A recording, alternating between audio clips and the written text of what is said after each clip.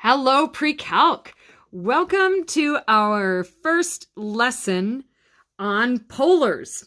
Our next unit really is polar and parametrics. And so I'm excited because these are probably new to all of you, unless you've done some exploring on your own or maybe extensive math team work. This is going to be new. Polar coordinates are an entirely different way of looking at graphing. Up until now, we've looked at X and Y coordinates, that Cartesian plane, that rectangular plane with an X and a Y axis. So we're going to change that up a little bit now, and we're going to use what's called the polar coordinate system. And polars are all based around the unit circle and angles of measurement and distance from the origin. So let's get through a little vocabulary. You can see here on the left, there are a couple pieces here. This is called the pole. It's a fixed point O. It's called the pole, and we put it at the origin. So you can call it the origin, you can call it the pole. It's our beginning point. And so from that pole or origin O, we can construct a ray. It is a direction from that pole outward. It is a distance R, but this R value there, that ray is called the polar axis. Okay, so we have a polar axis coming out from the pole, and each point P in the plane is assigned a polar coordinate r comma theta. So r is the distance from the origin out to that point. R like a radius. It's kind of like the radius going out there on the unit circle. Or any circle, really. So R is a directed distance. It is going from O to P with like an arrow on a ray there. And then theta is that directed angle, and it's counterclockwise, just like we would be going around the unit circle. So R is generally positive. We're going out. When R is negative, we will be going backwards. So we're going to fill in the rest of this in just a second. It's not quite going to make sense till we begin to graph these points. But when R is negative, we're going to be going backwards. So we're actually going pi units around. It's not, it is that angle, but since we're going backwards, it's sort of bringing it around. It is pi units past that theta. So our ordered pair would be r comma theta plus pi. Don't worry if that seems a little bit iffy right now. We'll work to make sense of it in this next section as we graph these points. Notice the graph paper even looks different. It has concentric circles on it. It's got nice pieces from the unit circle, those radian measures. Now, truly, it has every radian measure on there, not just the pi over 6 and pi over 3 that you see halfway in between. That would be pi over 4. But it could be any angle measurement, whether it's one of those nice values on the unit circle or not. So let's see if we can graph some points. Here we want to graph point A. 2 is the R value, so we're going to be 2 units away from the origin. So notice here on this positive axis, 1, 2, there is a concentric circle of 2. Every point on that circle is 2 units away from the origin. So A is going to be somewhere along this concentric circle. And then the theta, 7 pi over 6, tells us the angle that will be. So I need to come around on 2 to 7 pi over 6. make sure that that actually is 2. There is where my point A will be. All right? Same thing with point B. Point 5 or a half. That's how far away from the origin will be. Look on that circle at distance of 1/2, and we need to go to an angle of 3 pi over 4. Here's 1 pi over 4, 2 pi over 4, 3 pi over 4. That is where point B is. And we could do point C with a negative angle. I'm going 3 out, so I'm somewhere on this circle of radius 3, but I'm doing a negative angle measure, so we're going to go backwards pi over 3. Whoops, that would be right here. Coterminal with 5 pi over 3, that would be point C. Now here is where we begin to see a negative R value. So it's like, well, how do you go -1? I don't see a -1 circle. So think about this. I'm going on an angle of pi over 4. If I went 1 that direction, that would be the ordered pair 1 pi over 4, but I'm going to go 1 in the other direction. That negative actually tells me direction. Negative means go in the opposite direction. So this point right here is point D. It was on the line pi over 4, but it went backwards from that. So do you see how that actually is 5 pi over 4? That's what this meant. You can add pi to it. Pi over 4 plus pi is 5 pi over 4. And so that's a way you can find it.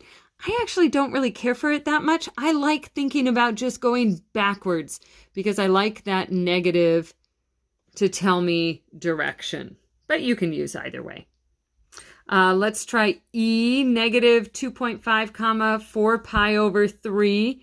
I like to look for 4 pi over 3, 1 pi over 3, 2 pi over 3, 3 pi over 3. Here's 4 pi over 3. I would normally go 2.5. That would be right here. But I'm going to go 2.5 in the opposite direction.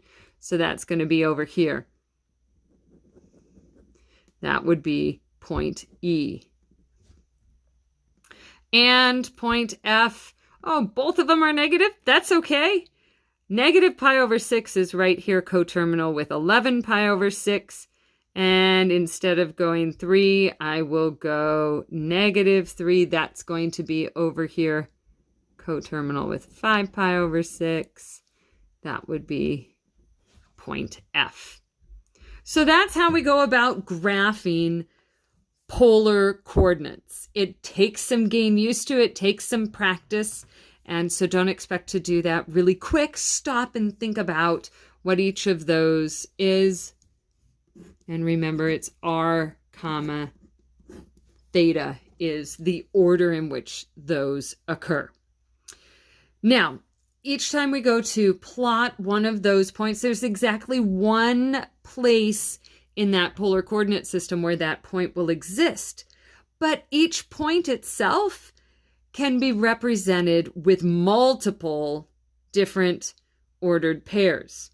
And so, like, if I go here to point E, how do I know if I were to actually just say, hey, what is the ordered pair? That I would think it would be 2.5 comma pi over 3. Well, that's not what that was. It was -2.5 comma 4 pi over 3. But I'm looking at a coterminal angle with a positive R value. So you can switch those back and forth. And there are a couple rules that we can follow with that. If you have a point with coordinates R, comma, theta, you can just go around the circle again, another 2 pi radians, and you're back at the same point. So you could write an additional ordered pair by taking that same R value and then just adding 2 pi to your angle measure. Sorry, you couldn't even see that. So theta plus 2 pi, but then I could go around another 2 pi and another 2 pi and another 2 pi, or I could subtract 2 pi and another 2 pi and another 2 pi, and so we can say plus 2 pi n, where n's any integer, positive or negative, and so we are just dealing with all of those possible coterminal angles. But what happens if r is negative? Then all of a sudden we are pi units away, much like over here. When r is negative, we are pi radians from where we are because that negative sent us backwards. So we can still do coterminal with the 2 pi n, but then we have to add that pi on. So a way we can do that is theta plus 2n plus 1 times pi. And you're like, what? But if you actually distribute that, there's the 2 pi n and then plus the 1 pi, which sent you backwards. So let's see if we can apply these. You can think in terms of the formulas. I tend to like to think in terms of just visually. I tend to think a little bit better that way. But we need to name 3 different pairs of polar coordinates that also name this point. So we want it to be the same point, but with a different ordered pair of polar coordinates. Now notice the restrictions here though. I can't just add 2 pi and then add 2 pi and then add 2 pi because I want my theta to be between negative 2 pi and 2 pi. All right. So I'm at 5 pi over 3. I'm going to visualize that over here. And I'm 2 away. Well, I could call that 2. And then instead of calling it 5 pi over 3, I don't want to add 2 pi because that would make it larger than 2 pi here, my maximum. So if I think of a negative angle, that would be negative pi over 3. Be like subtracting 2 pi. So there would be another polar coordinate pair that gives me the same point. What if 2 was negative? Well, still here I want to be at 2, 5 pi over 3, but if it were negative 2, that means I would come from directly across at 2 pi over 3. So it was over here, and then I went in the negative direction. So it'd be negative 2 and 2 pi over 3.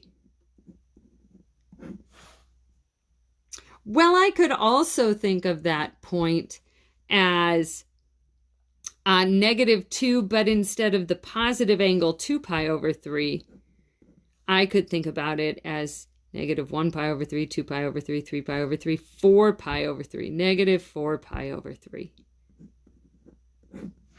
And there I have 3 different ordered pairs that would give me the same point as 2, 5 pi over 3. Now, if I didn't have this restriction, I could actually write infinitely many ordered pairs. And I could just keep going by adding and subtracting 2 pi to either of these, one with the positive and one with the negative. And I could just keep going. All right, let's try another one here. Let's go to number 8. See if we can think about that one. I might just draw myself like a unit circle so I can think about that angle measure. I like that visual. If I'm at negative 5, negative 7 pi over 4. So negative 7 pi over 4 is over here in quadrant 1. Well, that must mean I could be at negative 5 pi over 4 because negative 7 pi over 4 plus 2 pi is pi over 4. Then what if I make 5 positive? Well, I was here. If 5's positive, I'm going to be over here, right? Going in the opposite direction. What is that angle? That would be a positive that angle would be 1, 2, 3, 4, 5 pi over 4.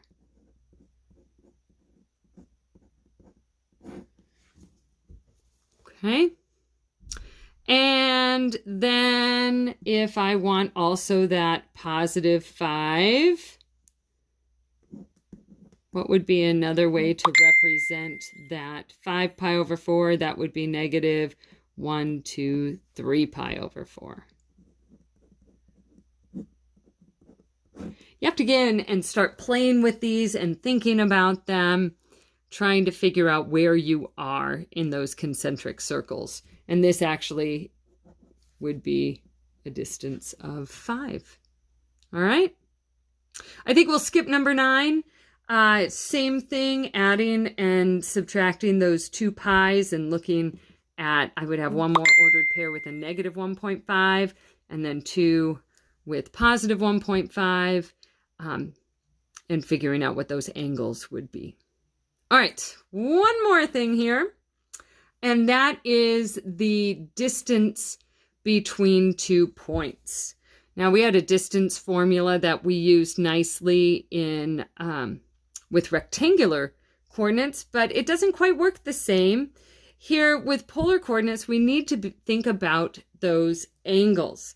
So if you look here at this diagram, if we're trying to find the distance between these 2 points, point 1 and point 2, I'm really looking for this distance D. Well, if I bring each of those back to the pole, this side is R1, that's the distance, and this side is R2 because its ordered pair is R2 comma theta 2. This right here is theta 2.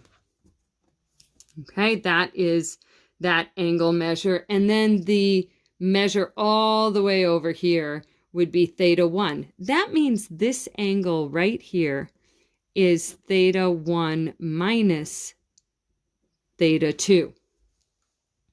And notice I have a nice triangle. And I am looking for this missing side. Do you remember, how do you take 2 sides of a triangle and their included angle? How could we find that piece? Well, we used the law of cosines.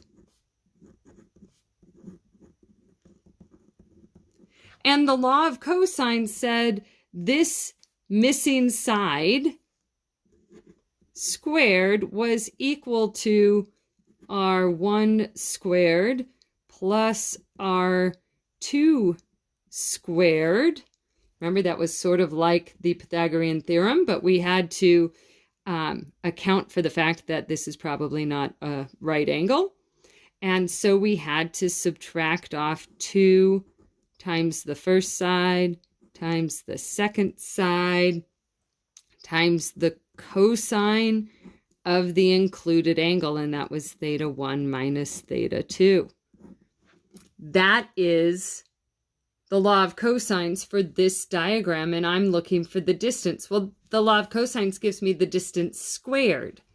So if I just take the square root of both sides, I will actually be able to find that distance. And that's where this formula comes from.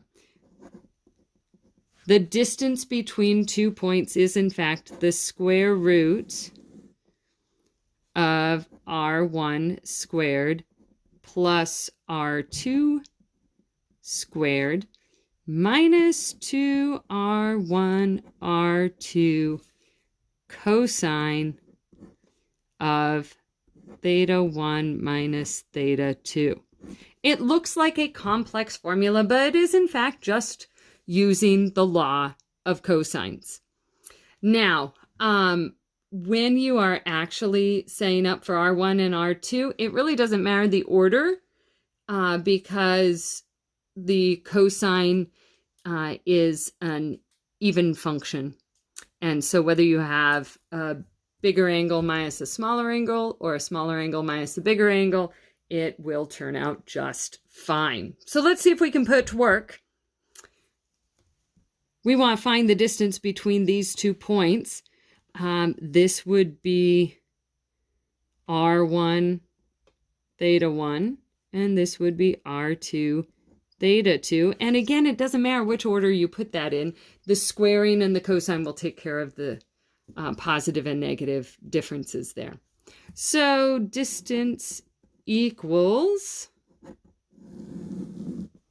that would be 2 squared plus 3 squared minus 2 times the r value of 2 times the r value of 3 times the cosine of pi over 3 minus 7 pi over 4. I have to grab my calculator. You can do some simplifying in here if you like, or you could just throw it all in your calculator, which is kind of my preference. Do make sure you're in the correct mode. You want to be in radians since we are using radian measure. So I'm going to take the square root of 2 squared plus 3 squared minus 2 times 3 times cosine of pi divided by 3 minus 7 pi divided by 4. Close the parentheses on the cosine. And all that, something went wrong. I bet I needed to do some parentheses in here. Let's do that again.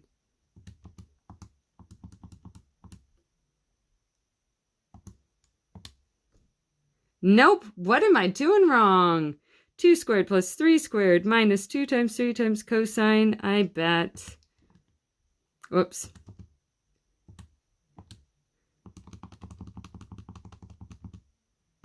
This should be fine. Oh, you know what? I know, I missed that extra 2. I'm like, that is not the right number. I missed an extra 2 in there. That's what it was. That's what I wanted. Oh, and someone's calling me, but I'm going to let my kids answer the phone. Or it'll just ring for a while, maybe. All right, so the distance is 4.01. We're going to go ahead and round to the nearest hundredth. So 4.01 is the distance there. Let's give another one a try.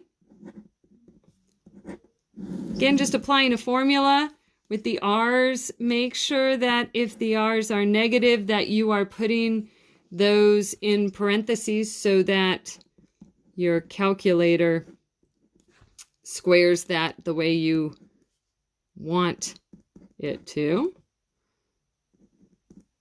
So 2 times r times the cosine of 11 pi over 6 minus 2 pi over 3. We'll see if I can put this in correctly this time.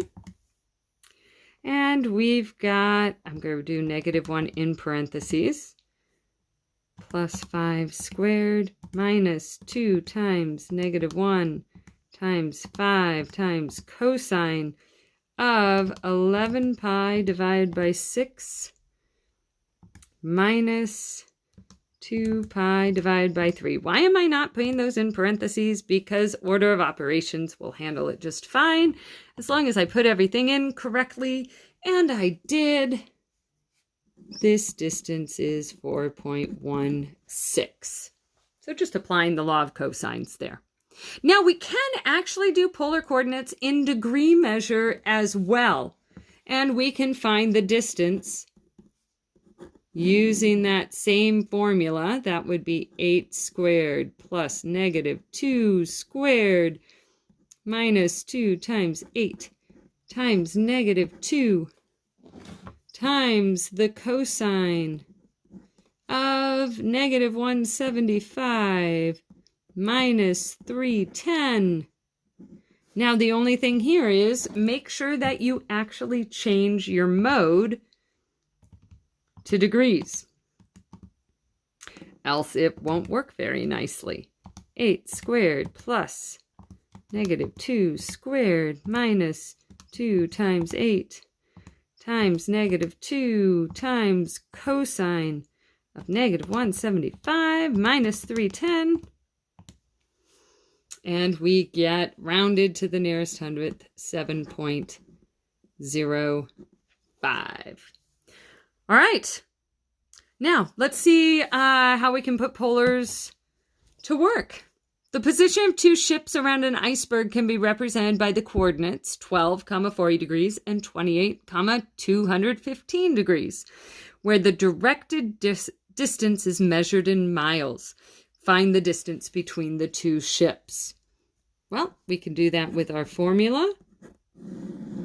Distance is the square root of r1 squared plus r2 squared minus 2 times r1 times r2 cosine of the difference of the angles 40 minus 215. I usually just take that ordered pair and put it as the first one and this one as the second one. If you don't like that, if you don't like that negative angle measure in there, swap them around, play with it a little bit, convince yourself that you do get the same thing.